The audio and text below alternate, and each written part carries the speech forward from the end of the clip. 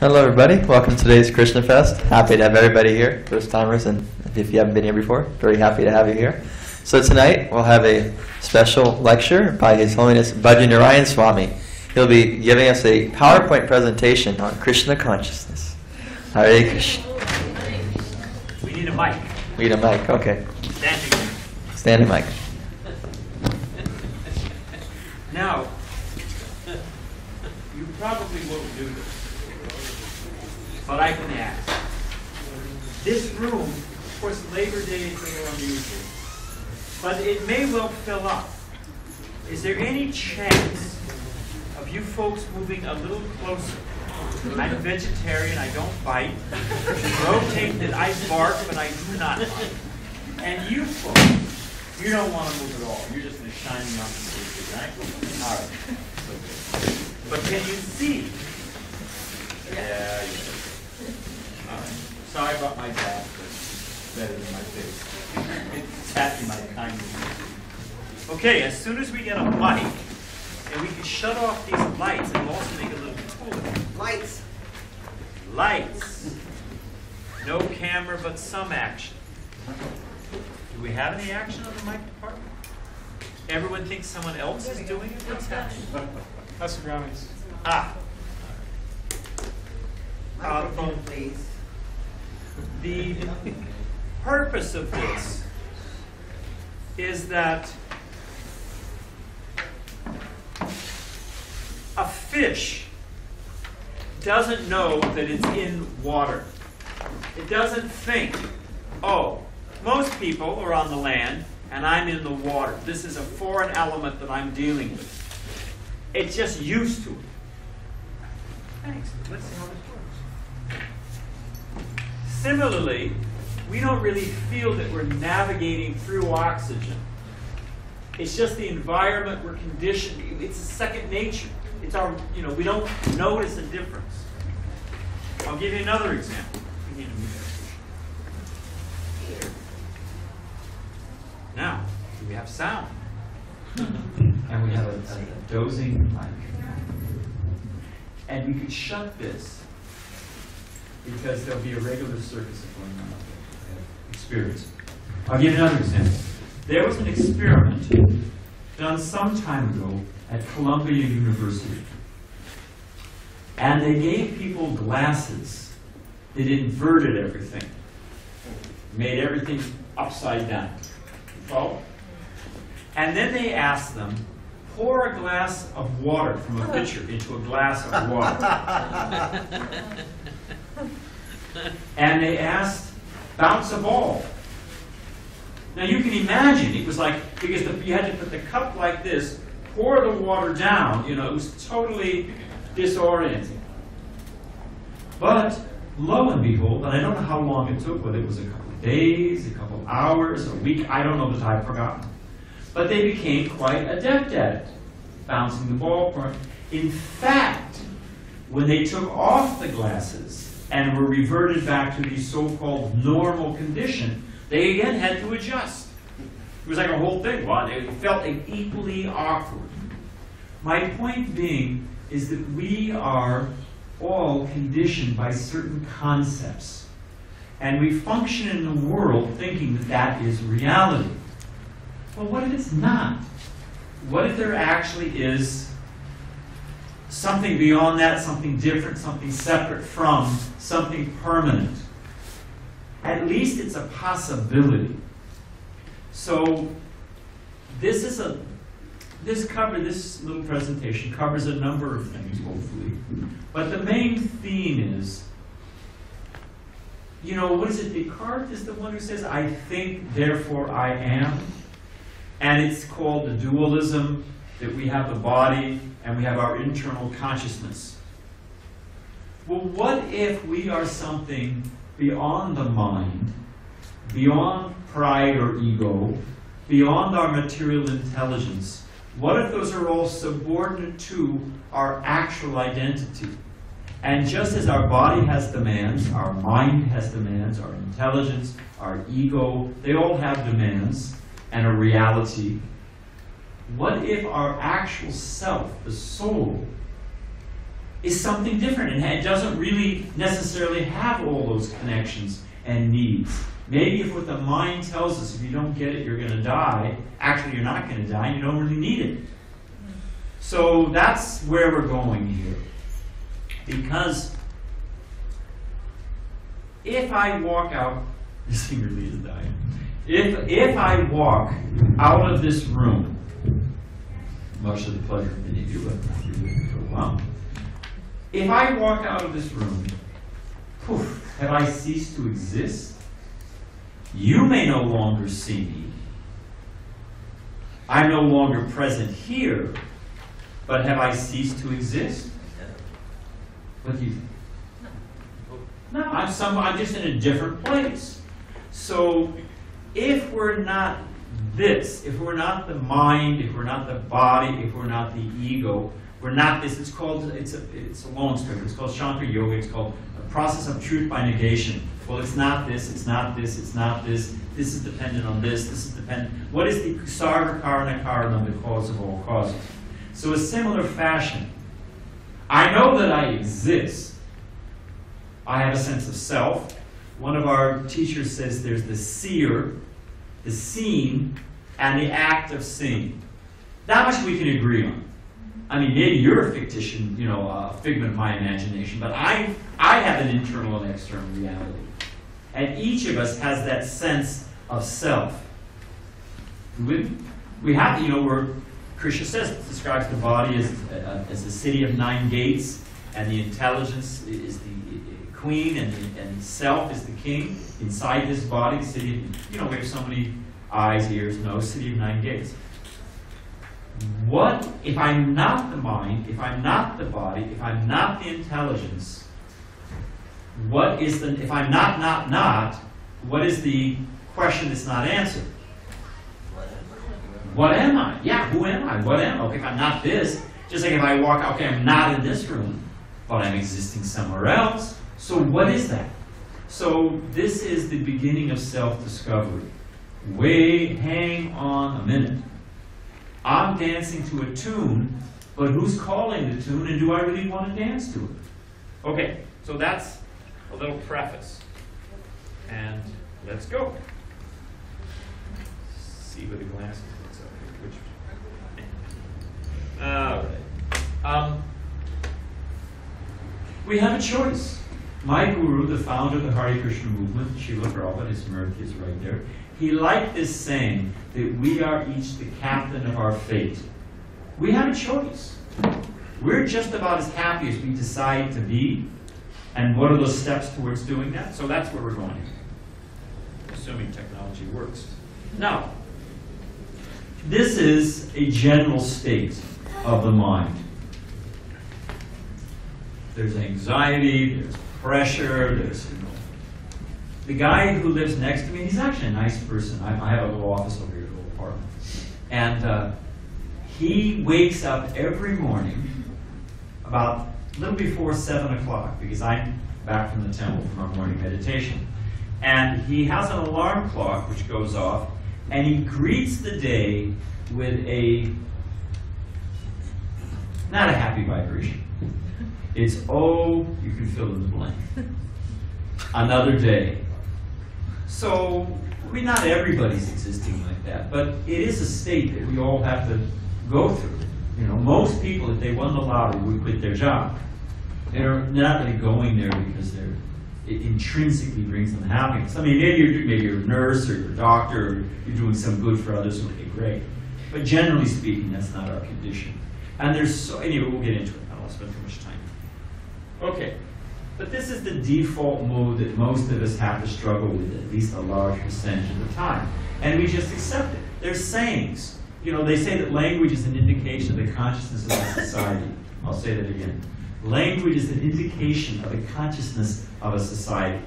It grows out of their experience, like Eskimos have so many words for snow, right? Because that's the reality they have to deal with. So, well, we'll get there.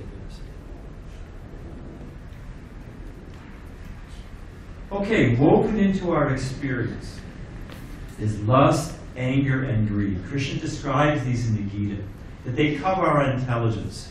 They have what they call, crimes of passion. People become so angry, they actually do something that when the anger cools off, what was I thinking? Yeah, there's people, we have a small temple in Las Vegas. They're actually building a nice new temple. And what is the name? Las Vegas? Lost Wages is the nickname for it. People gamble away their life savings, their kids' college tuition. People jump out of windows after because they're just overwhelmed by greed or lust. So we may have that to a lesser degree, but these passions that blind our intelligence, they're just washing around. And do we just accept that as reality? That's just, that's what I was going to say. Language is the expression of the consciousness of a society. So these sayings, what is it like? Well, you got to take the bitter with the sweet. Every cloud has a silver lining. It's always darkest before the dawn. Their rationales for slogging on. Well, what can you do? Just, buck up, my friend. Keep a stiff upper lip if you're British, and care. But there was someone I knew before I was saved by the Krishna consciousness movement. And he went to, I think it was Galapagos, walking things up the coast of Ecuador, coast of Ecuador. And, Darwin, all that stuff. And there's the Galapagos turtles that I don't know how many, but it took me 4 years or whatever it is. They come up onto the beach to lay their eggs. And no offense, we have any turtle lovers here, I don't want to offend anybody. But they're so dumb that if they run into something, like a rock or a log on the beach, they'll just back up, go again.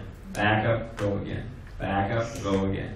So there's actually, volunteers who go down there, turn them around, help them around, whatever, so they can get up on the beach. That's pretty dumb. I mean, no offense, I don't want to offend anybody, but to keep, what is it? There's it say? It's like one of those. It's right in the common language now. One of the definitions of insanity is to keep doing the same thing and expect a different result. So hang on a minute. Is that all there is? And this is just reality, and I've just got to deal with it and slog through with some nice slogan. So, those little wind-up monkeys, bang, bang, bang, bang, bang, bang, bang. I mean, I'll confess, for a moment, we've all got, something banging around in our head. Oh, I didn't like this. Or as they say in Italy, everyone has a rock in their shoe. That little rock, you're trying to walk, you have a rock in your shoe. But bang, bang, bang, bang, bang. I wasn't respected. I'm not rich enough. I'm not important enough. You didn't treat me right. Bang, bang, bang, bang, bang, bang, bang. Whatever it is. Gimme, gimme, gimme. I want. Bang, bang, bang, bang, bang. So what if we can get that out of our head? Jeez. Sign me up. So, anyway, I think it speaks for itself. I like this holiday string. And life sometimes. If this was all there was, I'm not just trying to paint you into a depressive corner. Don't worry, there is a path out of this. Don't worry. But what is the first step? Do we have any doctors? Is there a doctor in the house? No medical? Usually we have a couple doctors. Okay, what is the first step essential for curing a disease? You can say, diagnosis. You gotta have a proper diagnosis, otherwise you're just shooting in the dark. So this is I'll say cold analysis of our reality. Because if we don't realize it, then we're not going to do anything about it. So these are different, but this is one of those, what do they call it? Things to do before, it's a bucket list.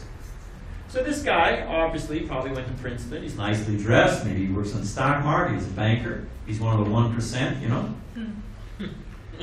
Put your hand on your wallet.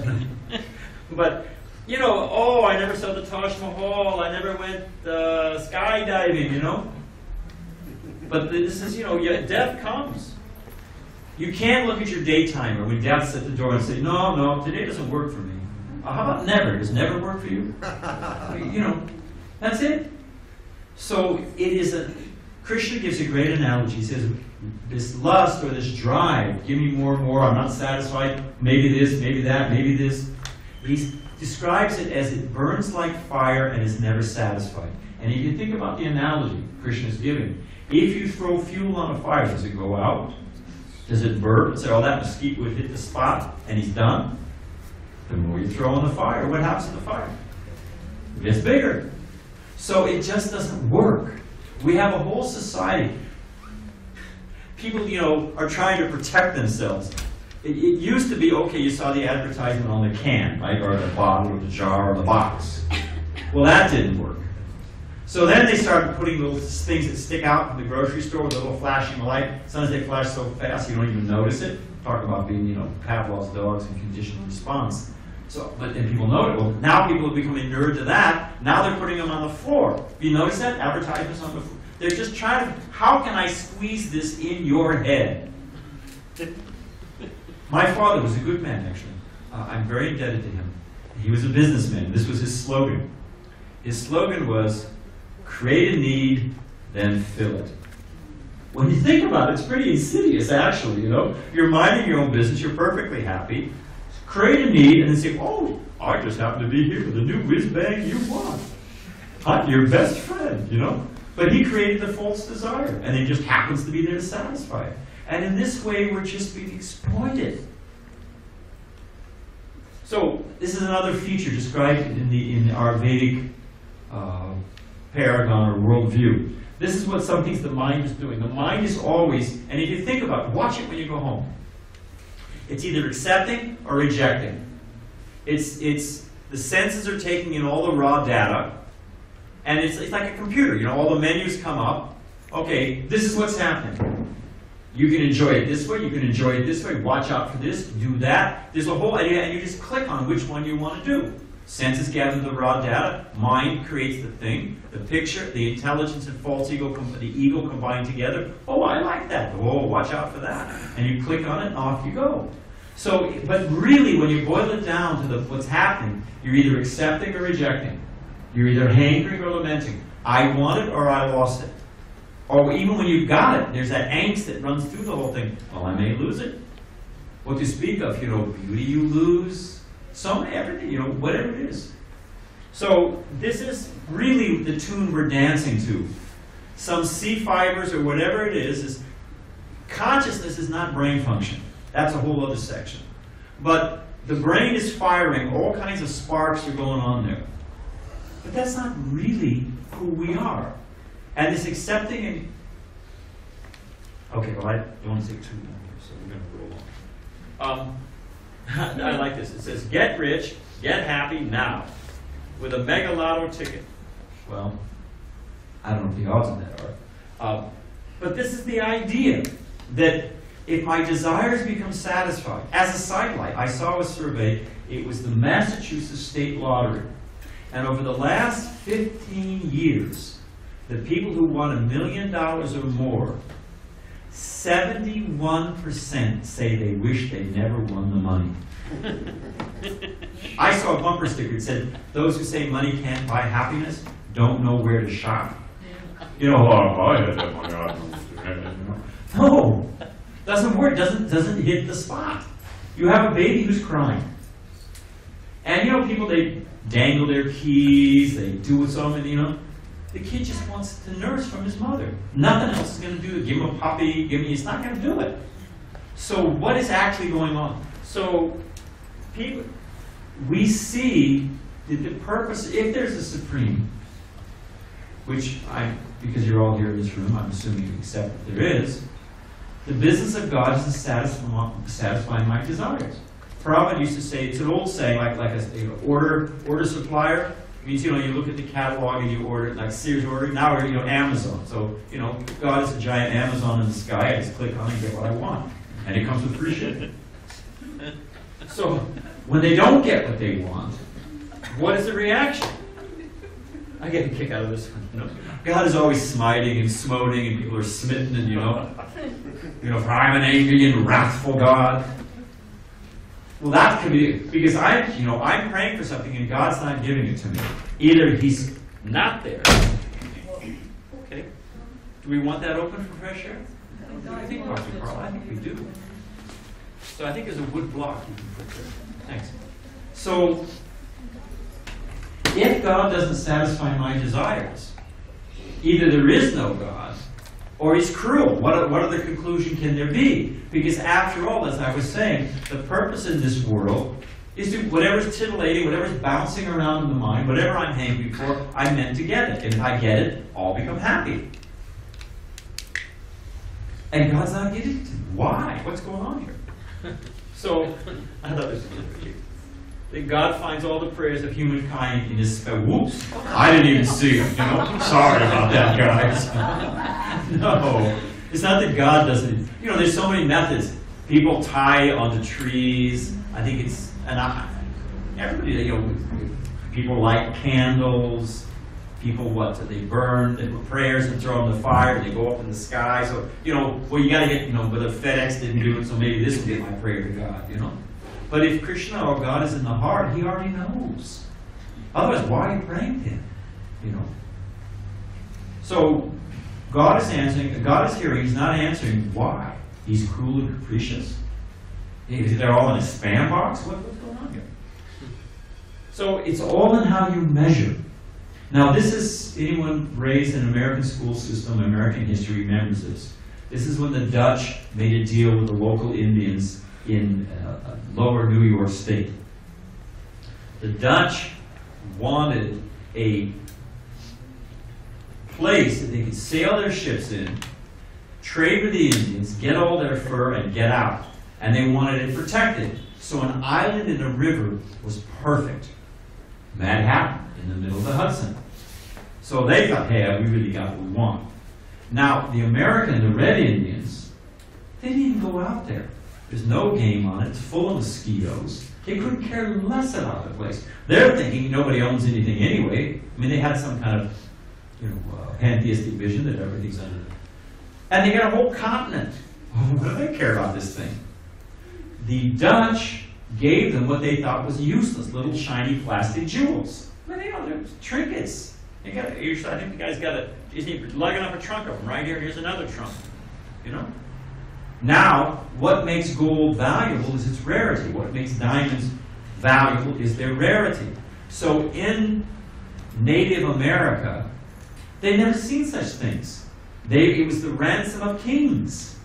So the Red Indians think, hey man, we're getting a great deal, and these chumps are taking this mosquito-infested marsh off our hands. Way to go. Deal of the century. And the Dutch are thinking, these dummies, we're giving them trinkets and we're getting this great, you know, future port. So it all depends on how you measure what determines value. If we think with this body, if we think with these senses, if we think with this mind and pride and ego, sure, then there's a whole set of items that line up with that. But what if we're not? So what is our point of reference? Here you see, you know, here's the different, you know the chakras of the body again, the city of 9 gates. It's floating on different life airs, different prana yoga, so many different things. So there's the famous, you know, Socrates, the gadfly in society, asking questions that the elders didn't like, you know, agitating the minds of the youth of Athens they just wanted to get on the wheel and don't ask questions, just turn the wheel. And he starts asking questions. You know, ultimately, so the story goes, they put him to death. Now he's in a prison. He's in a cell. You can see the scene here. They're giving him hemlock, rampant poison. He's just about to drink it. They're smirking, the elders. Now we're finally finished with you. No more your irritating questions. Got you off the scene. And the story goes that his response was, first you have to catch me. Anybody know what that means? He had, you know, his marathon shoes on, was going for the door. What does it mean? Anyone want to guess? If you're wrong, we'll still be friends, don't worry. He's a soul. Yeah, you can kill the body, but I mean, practical example. We die every night. You go to sleep and you have a dream. And I don't know about you, but I've been to some interesting places, you know, weird combinations. And people sometimes die of heart attacks in dreams. They're so real. And then you wake up and you think, whoa, what was that all about? So my guru used to say daydream or night dream. Both are really dreaming states. Okay, so given this, what do I do about it? Okay, you're telling me there's a way of becoming happy eternally. So lay it out, my friend. So, okay, I'm not this body. You know, people try to think about what is the reality beyond. One of my favorites. Does anyone know what the sound of one hand clapping is? You ever heard? That's the sound of one hand clapping. So I mean, what is meditation? As far as I can tell, meditation is just worrying without the content, you know? The fact of the matter is nature abhors a vacuum. So what are we all have senses. There's one of our, it's a medieval Bengali text written by Krishnadas Kaviraj Goswami, one of the great saints of our line. The title is Sri Chaitanya Charitamrita, which means the activity of the life force in immortality. Each one of those words matters. The activity. That's a kid. Don't worry, you'll make it. I know how it feels. Activity of the life force in immortality. That the soul, the life force, is eternal and has activities. What are the very symptoms of life? You know, if you want to know if something's dead, you know, some animal you find on the beach or, you know, in your front yard or some drunk path, what do? Generally speaking. Well, somebody said beat them? Breathing. Well, okay, breathing, I hadn't thought of that. But you give them a little nudge. Isn't it? You know, if you're brave, I got a cane, give them a little nudge, stay a good distance, give them a little nudge, and see what happens, you know? Hey, you know? Hey. So, activity is the very sign of life. Breathing is good, you're also breathing. So, what are the activities of the soul? Do we just become... give me a number line. Here's a number line. You know, you got 0, right? Everybody know a number line? I know it's summer, but you know, you're born with the brain cells. So, you've got all the negative numbers, right? Negative from 0 to minus infinity. Okay, to come to 0, is that the perfection of a number line? You hear this, you know, nirvana means finished with work. You have sunyavadi. These are different Buddhist terms for meditation. To come to the point of 0. No activity. Okay, so I've come to 0. Is that a completion of a number line? Oh, what? What is the completion of a number line? Don't be shy. Yeah, you have from 0 to 1 to positive to infinity. So what are the positive activities of the soul? And to understand those and engage in those is the perfection of meditation. I think the next one says it. Let's see. Krishna lays it out. This is from the Gita. The senses are superior to the matter. The mind is higher than the senses. Intelligence is still higher than the mind. And the soul is even higher than the intelligence. And Krishna gives a great analogy. You see here? Here are the horses. And they each have a logo of one of the senses. So the senses are pulling us out into this world. So they're like, the horses represent the body. The mind is like the reins. They're controlling them, directing them, you know? Then you've got the driver. The driver is the intelligence. Takes all that raw data in and makes choices and guides us where we're going to go in life. And the soul, the chariot is the body, then the horses are the senses, the reins are the mind, the driver is the intelligence, and who is this back here? Anybody know? That's us. We're the soul. And these are the mediums. So, you know, there's old Mahabharata movies when the chariot is out of, you know, the old Western movies when the stagecoach is out of control. What happens when the horses are running wild? They're going, oh, save me, you know, and John Wayne or wherever it is jumps on and grabs the reins and just before they go over the cliff. That's our condition. The senses are running wild and we're just about to go off a cliff. So, differentiate between the mind and the self. Instead of on the merry-go-round that we're this mind, we're this ego, we're these desires. If you ever have a ripe coconut, you know a ripe coconut, and you have the brown husk, the white pulp inside will pull away. And you can actually shake the thing. And you can hear, you've got the shell or husk, and inside, completely independent, is the pulp. We're like that. We're actually independent. of the demands of this mind and body and all their issues. We're even independent of death. Anybody here ever run out of gas? You don't have to admit it. I've done it. That E doesn't stand for eternal. It stands for empty.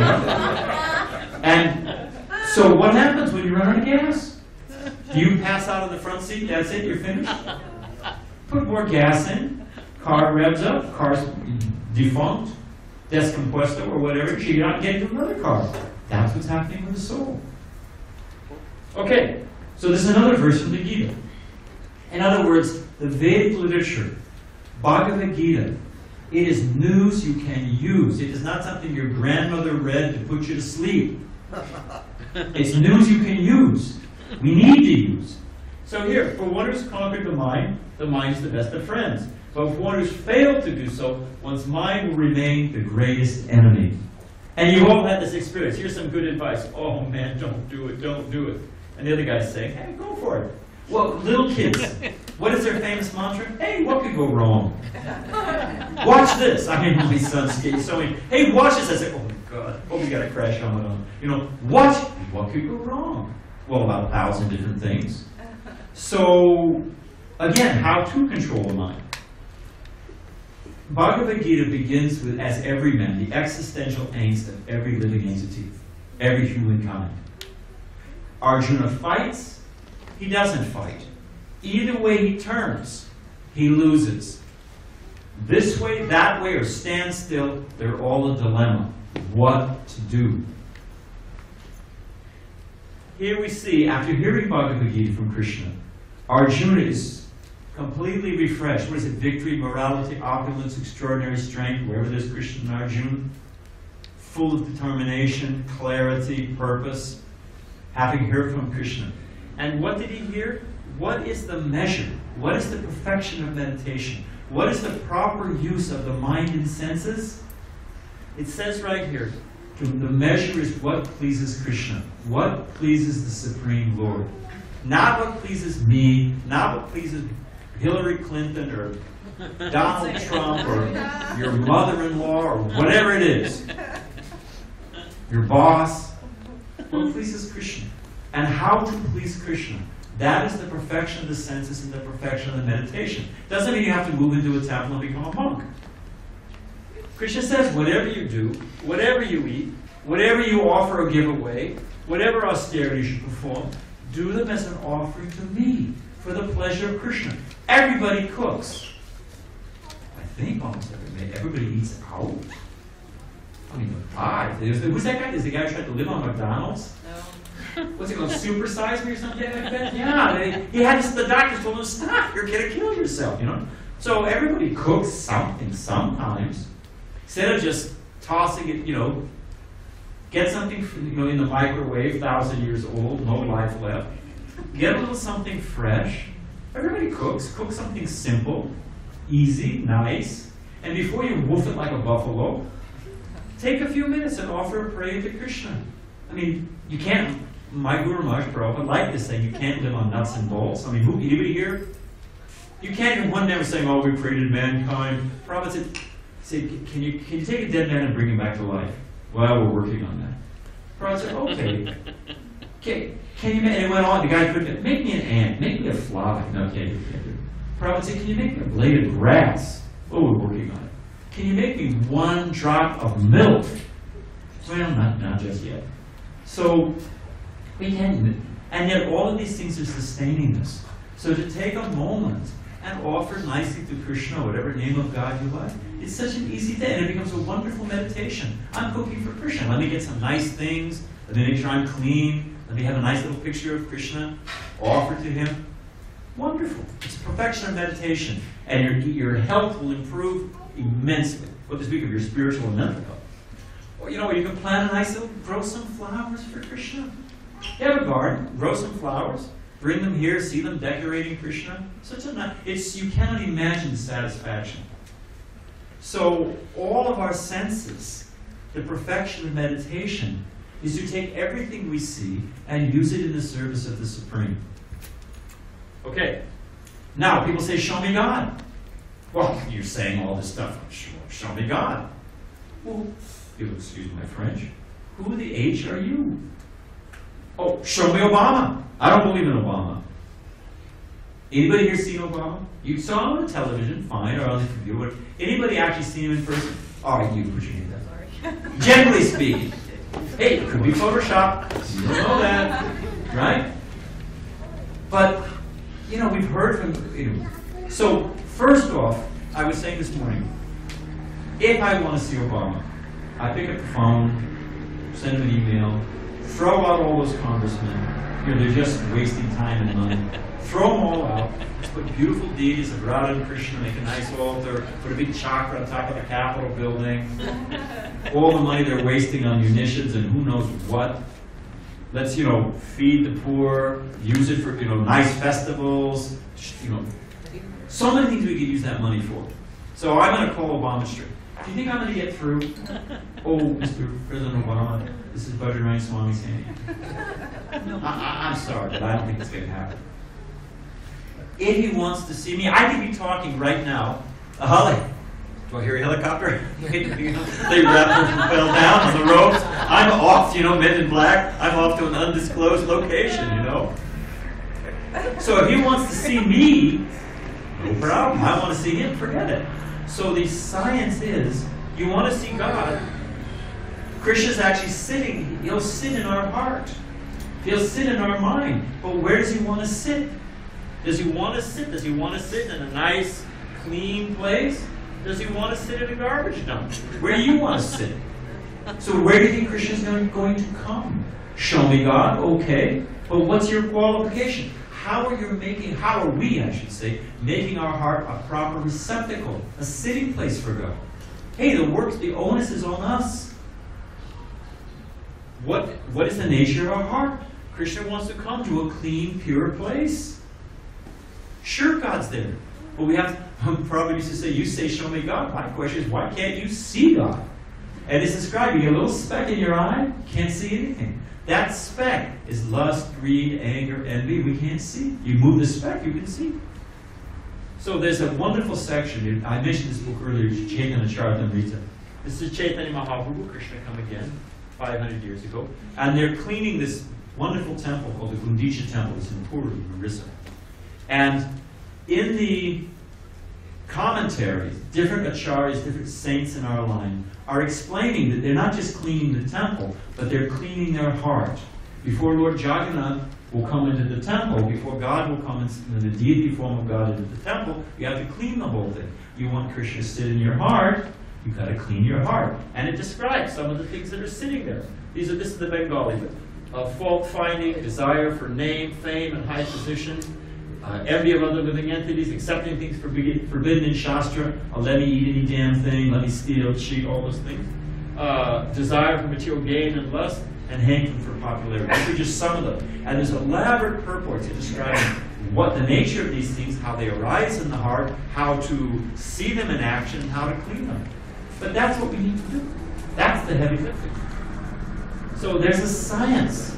There's a science of self-realization. And by science, I mean there's a methodology. Anybody here ever take chemistry? I loved chemistry when I was a kid. I blew up so many things. I caught things on fire. Tried to make fireworks. You know, I had a group. My parents almost had a heart attack. I had a great time, you know. And there's a, you know, when you get into chem, you know, you got the lab book or chem book or whatever it is, you know, and you follow the different steps, and hey, you get whatever you're supposed to get. So there's a methodology. There's an A, B, C, D. It's not blind faith or sentiment. Whoops, went the wrong way.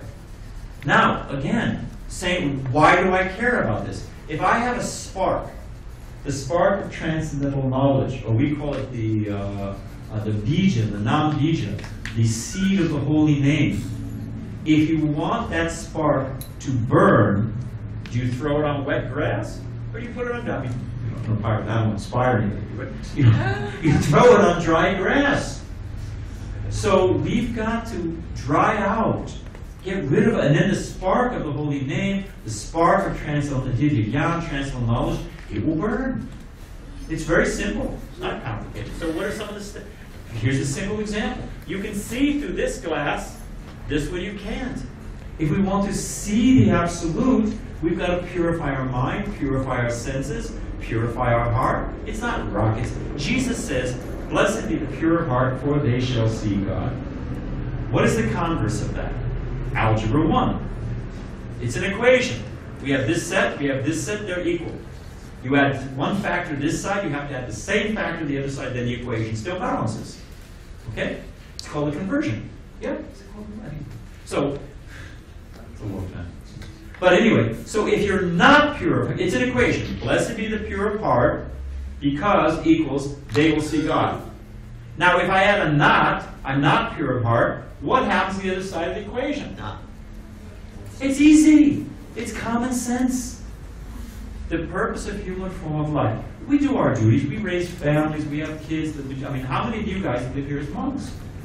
But you're all practicing Krishna consciousness, or most of you in your own fashion. You're to your own degree. So what, in addition to doing all of our other duties, what about the duty of cleansing the heart? Okay, I think we're close to the end. A farmer, another example from Chaitanya Charitamrita, that Bengali classic. A good farmer is doing two things. And you see it in the rice fields. If you go in Southeast Asia, you see it all the time. What are they doing? Anyone know from this picture? Suppose I don't pull the weeds. What happens to my farm? They choke everything out. So picture your heart as a garden. We're trying to plant so many nice flowers, fruits. But if you don't pull out the weeds, it's going to choke out all the other. So that's the heavy lifting of humankind. That's the main purpose of the human form of life. How to cleanse the heart. Here's another simple example. Consciousness, the power of perception. If I want to see God, it depends on my consciousness. Anybody ever try to cut an eggplant with a dull knife? Yep. You stab in the finger. It doesn't happen. It doesn't work. So we're trying to cut through the illusion of this world with a dull consciousness. Guess what, my friends? It's not going to work. So it's not sentiment, it's not fear, it's not guilt, it's not blind faith. It's a clear understanding of how to clear away and understand reality. My guru. Of course, now people accept mantra and meditation. But someone said that this chanting on beads, which you'll find Catholics chant on rosary, but the Buddhists are chanting on beads, the Muslims chant on beads, Jewish they're chanting on beads. I mean, every genuine religious, spiritual tradition, this practice of reciting the names of God and holy mantras for purifying. Everybody, it's like breathing, it's a given. But anyway, they were saying to Prabhupada, it's brainwashing. Repetition, brainwashing. And the way he took it was, if the brain is dirty, shouldn't you wash it? I mean, Prabhupada said, yeah, we're into brainwashing. So that they, So this daily meditation of chanting on beads, it's a simple thing. We're full-time monks. We chant an hour and a half, 2 hours a day. Trust me, it's worth it. It's fantastic. But you don't have time. You may not have time to do that. But you can chant a little bit in the morning. You can chant a little bit in the evening. No problem. And you will find how your mind becomes peaceful, fixed. All the things that you thought were so disturbing and so important. What is it? Okay. So again, we can't take the kingdom of God by storm. Rather, we have to qualify, and when the heart's pure, Krishna will reveal himself to us. So it's not our condition that makes us happy. It's our state of mind. It's our consciousness. Krishna says, I'm the light of the sun and the moon. He says, I'm the original fragrance of the earth. I'm the pure taste in water. I was sitting in Srila Prabhupada's room with a bunch of devotees in Los Angeles, in our LA temple. It was a dark and stormy night. No, actually, it was cloudy. And there was a, what do you call it? If you go to Prabhupada's room, there's a big bay window behind the desk he used to sit behind. He used to sit on a little cushion behind the low desk, Prabhupada was sitting there, the devotees would all sit out front. So everybody, we all had chadars and hats, everybody was all rugged up, as they say in Australia. And all of a sudden, and we've all experienced this, the sun will move, the clouds will move, a little, spot will, and a shaft of light will come down. You've all seen that? Yeah, everybody's seen that. Beam of light, whatever you want to. Now in this case, because it came through the window, it was like a very focused shaft, about 4 by 4. And it bathed Srila Prabhupada in this ray of light. I mean, we were literally and figuratively in darkness, and he was bathed in this 4x4 square of light. And Prabhupada never missed a thing. Picking up the mood, Prabhupada said, yes. He said, someday you will feel this sunlight just like your lover's embrace. So imagine experiencing that. My Guru said, Prabhupada said, do you think you're sitting on the floor? I am sitting on the hand of Krishna. So for such a state, in any condition, totally fearless. I mean, we can spend time. I've seen devotees, multiple devotees, at the time of death, absolutely fearless, thinking about the welfare of others. It's an amazing thing. So that it is not our conditions. Because what is this saying? That nothing is certain but change. Krishna says in the Bhagavad Gita, the material world is constantly mutable. So this, if you're trying to push together the conditions, but they're always in a shift. You are, as they say in California, cruising for a bruising. If your happiness rests on conditions. But if your happiness depends on your consciousness, wherever you go, in any condition. So, there we go. Okay. Fixed, this is one of Prabhupada's purports, or commentaries. Fixed, once convinced of the ultimate goal of life. There is a spiritual world, and that is our real home. Once, if you have a constant, like if you're going to design a building, or you're laying out that you're a structural engineer or civil engineer or whatever it is, you start with, there has to be one constant. And everything can be relative to that. You've got to have that one constant. I forget what they call it. That's what all the measurements are from that. If we have that constant, I'm not this body, I'm the soul. This isn't my real home. Each life is a lesson. I'm meant to go back to Krishna. If that becomes our constant, then everything falls into place. So, now that you've heard all this, what do you do about it? Oh, nice jokes. I got a few chuckles out of it. Okay. What's on TV? New season coming out. So, if this lady's tied there, I hear her screaming. I say, hey, she said the train's coming, save me. I say, yeah, that must be very painful there. Here, how about I'll give you a thermopeutic pillow. Adjust your head. What, you idiot! Can't you hear me screaming? Yeah, you must be thirsty. Here's a glass of lemonade. Nice quirt straw. You must be while you're lying down. So, I'm not helping her. Man, can't you hear the whistle? Hey, here's a set of bows, top, and I got a playlist for you. It's not going to do it. You got to get off the tracks. If your house is made, it's never happened. But if you're in a house and it catches fire, you're running out of the house. You go through the kitchen. Think, hey, wait, the house is on fire.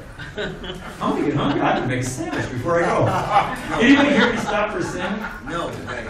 I hope. Listen, I'm not sharing a house with you if that's the case. But anyway, the point is, no. Time and tide wait.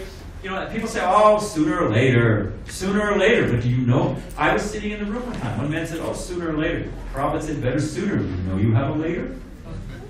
Who knows? Who's got a certificate? How long are you going to live? So, there it is now. You can be in the best of health. There was a guy up here, it's a sad story, but it's true. He's a double PhD, was past tense, you can understand where we're going here. Double PhD, his field was, nuclear biology and something else. It was all about how, by the right oxygen, right diet, this and that, you could live to 140, 150. And he was, I think, 65 years old. He had the heart rate of a 4-year-old. He was on the track. It's a true story, UCSD. He was out jogging, and I'm not criticizing jogging exercise, don't get me wrong. But the point is that he was out there jogging, was distracted by the women's volleyball team practicing, looked the other day, was hit by a bus and killed. It happens. There was a guy up here at Delmar. People send me things over. They know I like these things. Right, nature's materials. Delmar, where the turf meets the surf. There was an elderly couple. Of course, I'm getting up there too. So let's say they're 7 years old. They went to the Delmar races just to have fun. They went through. They checked the box. They were going to throw away $200. No problem. There was a horse in the 5th race. Had the same name as their granddaughter. The thing was lame, blind in one eye, Next step was the glue factory. What they? It's named after my. They bet on it. This horse tripped. That one ran into the rail. And somehow or other, this loser horse limped over the line. It's a true story, and won. And they won like $17,000. And everybody was slapping them on the back. They announced them on the mic. Well, you know, that the owner of ticket such and such, you just won 17,000. They were so elated, the guy had a heart attack. And he fell over on the ground. The wife, in one of those dark moments of the soul, his hand blew open, the ticket blew. Go for the ticket, stay with the husband. Go for the ticket, stay with the husband. And she lost the husband and she lost the ticket. So, I mean, this world is, I don't mean to scare the daylights out of you, but the point is that this is a capricious and cold world, really. So when are we going to become serious? When someone said, oh, just before I die, Prabhupada said, do you know when you're going to die? It could be now. Better shape up. So that's, you know, this is serious business. One last thing. I think there's just 2 more slides. You're almost done. If I fall into a well, in India they have dry wells out in the old fields and stuff like that. I don't have any left here, but you know. And you're walking through the tall grass, you fall in a well. Somehow you survive the fall. You can't get out on your own. What do you need? Blessing. You know what I mean? Help, help, you know. And somebody goes, and what do they come with? A rope or a ladder. And they lower it down. Problem solved? No. What? I mean, the well, there's the ladder, no problem. It's necessary, but it's not sufficient. What has to happen? The person in the well. You gotta grab onto the rope. You gotta climb up the ladder. So one man grabbed Prabhupada's feet. Prabhupada's come. You know, it's Hindu tradition. You touch the feet of a saintly person. So they literally, the guy latched onto Prabhupada's feet. Said, "Save me, save me." Prabhupada said, "Yes, I can save you, but you have to do the work." So that's what's going on here. We need to do it. And the thing is, it is sweet. The more you practice it, the sweeter it becomes. So the choice is ours. You know, we can just stay on the hamster wheel, be a cog and, you know, another brick in the wall, keep going. Or you can get off. The choice is ours. Nobody else can do it for us. So 2 types of people are happy in this world, Prabhupada used to say. 2 types of people. There's the fool, and you'll notice he's on a cliff, right? Even his dog saying, "Hey, buddy, watch out." And he's dancing, he's happy, you know, everything's got a little flower. But this cliff is just about to go. So who's happy in this world? 2 people. The self-realized and the fool. And the fool really isn't happy. I was buying some kitchen equipment. It's a long story.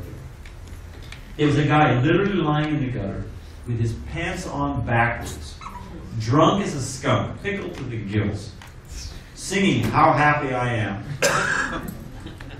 and said something like, "So yeah, dressed up for Halloween." I said, "Oh, come on." I said, let's have you. Of course, you can't really talk to someone in an intoxicated state, but it's, you know, really, you know, the guy was a little embarrassed, you know. Okay, so one last story and we'll be finished. This was told to me by Niranjana Swami, who's one of our senior monks, and just a wonderful person. So, Belarus is, I'm not wired for sound here, it's very oppressive. It's one of those, it's not even dictatorship, it's just a kleptocracy, you know. He's one of those places that the dictator's name the day of the week after his mother-in-law, you know, the month after himself, you know, he's one of those guys, right? So, they'll let us go out. You've seen the devotees chanting nice with drums and kartals, chanting the holy name. But you have to sign ahead, months ahead of time, and get a permit. So the devotees left. You know, Niranjana Swami was coming. He said, let's go out chanting. So they put in their reservation. 3 months later, they got permission. Niranjana Swami was there. It was you know, Belarus is up there. It's cold. It was late fall. It was drizzly. It was cold. So the devotees, and Niranjana Swami's health is a little fragile, they told Maharaj, you don't want to go. He said, no, let's go. They said, no one's going to be there. No, he said, some drunks and some old ladies and a few pigeons. He said, no. When's the next time I'll be here? When's the next time we've got a permit? Let's go. So they went out, they set up a little, you know, those little foldable tents, they put on a nice rug, a harmonium, they were chanting nicely. Sure enough, only people in the park was some old ladies, a drunk, and a few pigeons. After about 10 minutes, a young man, nicely dressed, obviously intelligent, looked like a college student, said, can I sit with you for a while? So he's sitting with them. He said, what are you doing? They explained that they were chanting the names of God, holy name, mantra. He joined in. He said, do you have any philosophy? what do you guys believe? What are you all about? He said, devotees, very busy chanting. Gave him a Bhagavad Gita. You know? So he's reading the Gita. Time to go. Late evening. They're ready to go. Late afternoon. They're ready to go. Devotees are all packing up. You know, devotees, Belarus, they don't have any Russian Gitas. They went to take the Gita back. He said, I haven't finished it. Can I come with you and finish it? Yeah, come on. It's a true story. Narayana Swami told me. And somebody, but I have 2 witnesses confirmed. Got in the van, came back to the temple. All the devotees, you know, took some meal, fed him nicely. They went to sleep. He stayed up reading Bhagavad Gita. After our first morning meditation, 4:30 in the morning, he came up to the temple president and said, so what do I do now? They said, what do you mean? He said, well, I read Bhagavad Gita. It makes perfect sense. Now Krishna says, surrender to me. How do I surrender to Krishna? He became a full-time devotee. But here's the far-out part. The really far-out part is, they took him back. He had a few things in his apartment. He had to clear up his affairs or whatever. So they went back. His apartment was right behind the park. So they parked in the park. They started walking through the park. He told the devotees, he said, you see that tree over there? Big elm tree. He said, so you see the 3rd branch from the ground? He said, okay. So you see the 4th branch over from that on that? Yeah. He said, what do you see above it? And there was a hangman's noose hanging in the tree.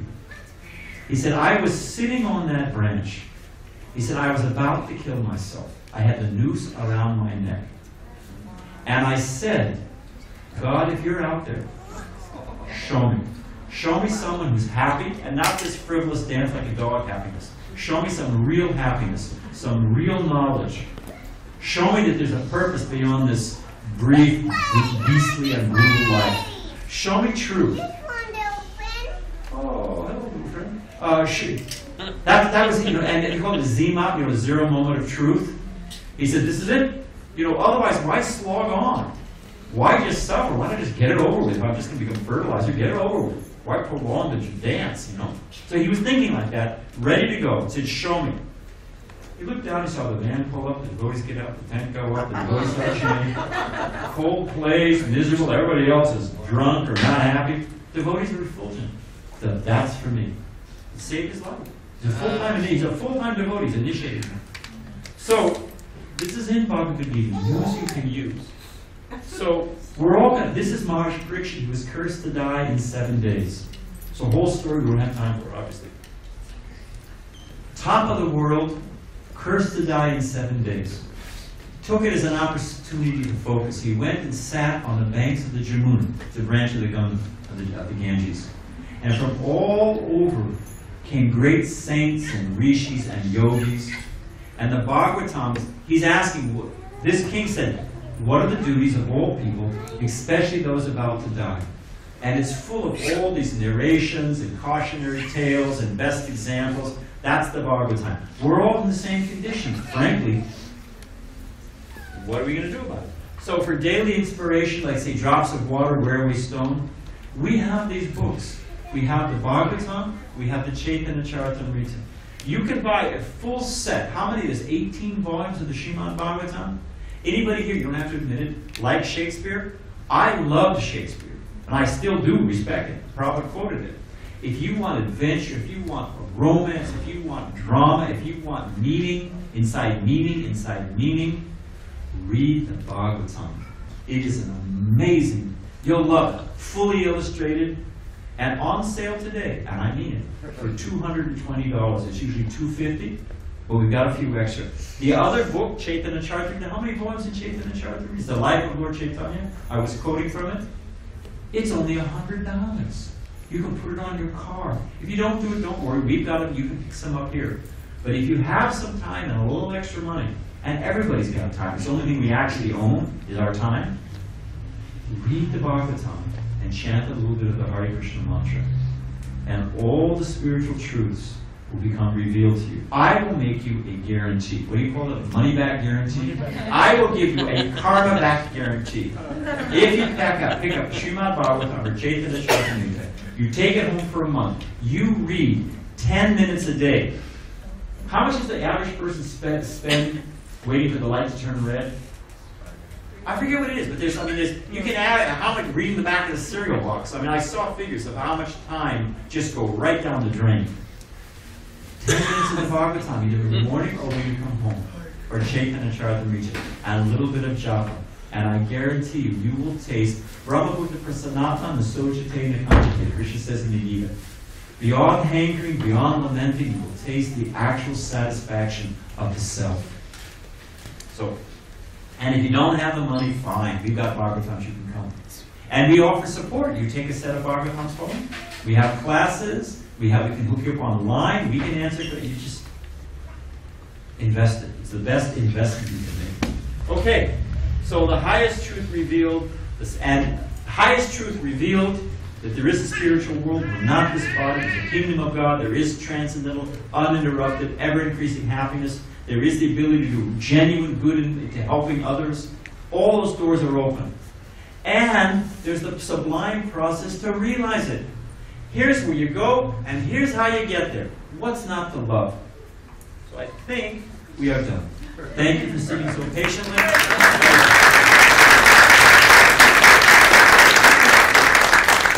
What time is it? Are we over time? A little bit. 7:05. So we'll have kirtan for another 10 minutes or so, and then we'll serve out the dinner. Hare Krishna.